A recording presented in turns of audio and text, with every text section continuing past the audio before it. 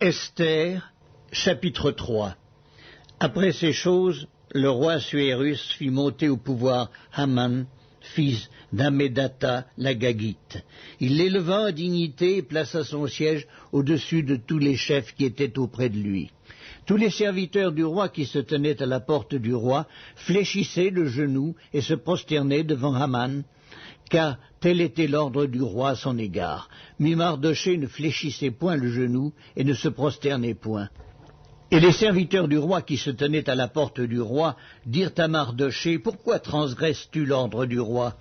Comme ils le lui répétaient chaque jour et qu'il ne les écoutait pas, ils en firent rapport à Haman pour voir si Mardochée persisterait dans sa résolution, car il leur avait dit qu'il était juif. Et Haman vit que Mardochée ne fléchissait point le genou et ne se prosternait point devant lui.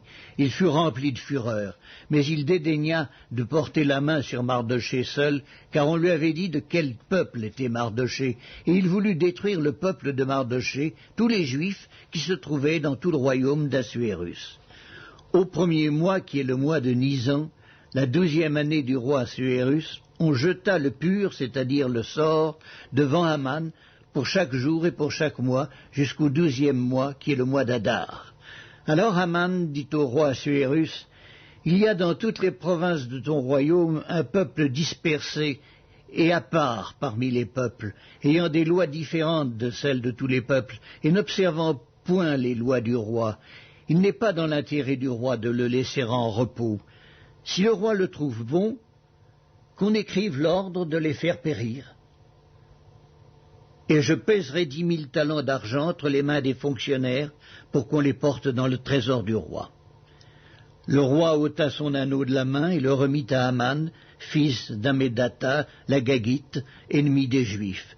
Et le roi dit à Haman, « L'argent t'est donné, et ce peuple aussi, fais-en ce que tu voudras. » Les secrétaires du roi furent appelés le 13e jour du premier mois, et l'on écrivit, suivant tout ce qui fut ordonné par Haman, aux satrapes du roi, aux gouverneurs de chaque province et aux chefs de chaque peuple, à chaque province selon son écriture et à chaque peuple selon sa langue.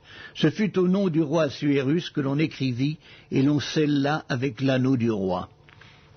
Les lettres furent envoyées par les courriers dans toutes les provinces du roi, pour qu'on détruisît, qu'on tuât et qu'on fît périr tous les Juifs, jeunes et vieux, petits enfants et femmes, en un seul jour, le 13e du 12e mois, qui est le mois d'Adar, et pour que leurs biens fussent livrés au pillage. Ces lettres renfermaient une copie de l'édit qui devait être publié dans chaque province, et invitaient tous les peuples à se tenir prêts pour ce jour-là. Les courriers partirent en toute hâte d'après l'ordre du roi. L'édit fut aussi publié dans Suse, la capitale, et tandis que le roi et Haman étaient à boire, la ville de Suse était dans la consternation.